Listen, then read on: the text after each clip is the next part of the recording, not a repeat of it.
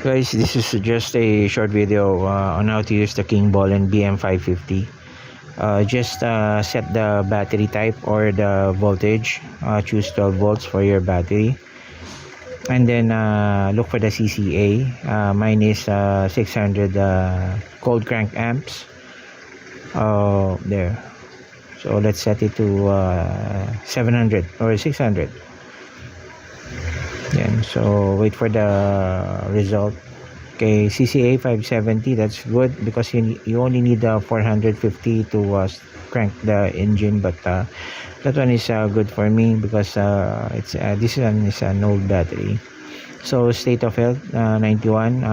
You can battery is still usable at around 70%, but you need to like prepare for the new ones.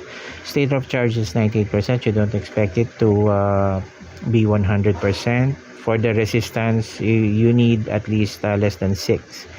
Okay, thanks.